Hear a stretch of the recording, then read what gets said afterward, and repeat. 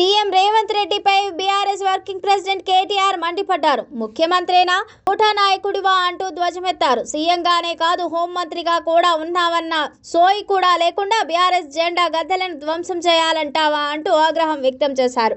శాంతి భద్రతలను కాపాడాల్సిన రాజ్యాంగబద్ధమైన బాధ్యతను మరిచి అసాంఘిక చర్యలను నేరాలను ప్రోత్సహించేలా మాట్లాడడానికి కనీసం సిగ్గు అనిపించడం లేదా అంటూ రేవంత్ రెడ్డిపై కేటీఆర్ ఆగ్రహం వ్యక్తం చేశారు. లా అండ్ ఆర్డర్ నిర్వహణలో 10 ఏళ్ల పాటు దేశానికే ఆదర్శంగా నిలిచిన తెలంగాణలో నేడు అరాచక పర్వానికి ద్వారాలు తెరిచి రాజ్యమేలడం తెలంగాణకు పట్టిన దరిద్రమని ఆయన విమర్శించారు. తెలంగాణ ప్రజల గుండెల నిండా గులాబీ జెండాపై చెక్క చెదరదని అభిమానాన్ని చూసి ముఖ్యమంత్రి మైండ్ బ్లాక్ అయినట్టు స్పష్టమవుతోందని తెలిపారు. 2 ఏళ్లలోనే అట్టర్ ఫ్లాప్ పాలనతో పీకల్లోతు ప్రజా వ్యతిరేకతను మూటగట్టుకున్న మీకు పూర్తిగా మతి భ్రమించిందని ఇవాల్టి సభ సాక్షిగా తేలిపోయిందని అన్నారు.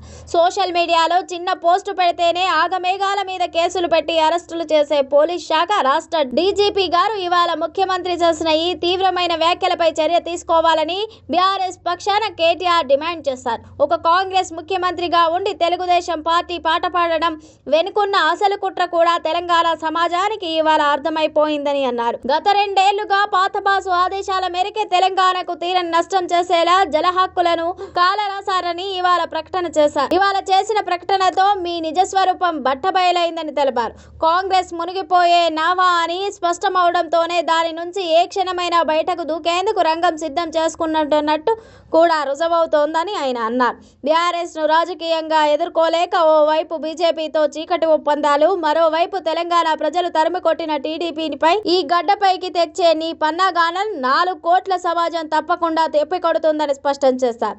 నీళ్ల నుంచి మొదలుకొని నిధుల నియామకాల వరకు తెలంగాణను పాతాళంలోకి నెట్టిన కోవర్ట్ రాజకీయాలకు రాష్ట్రానికి చేసిన ద్రోహానికి సీఎం రేవంత్ భారీ మూల్యం చెల్లించుకోక తప్పదని అన్నారు.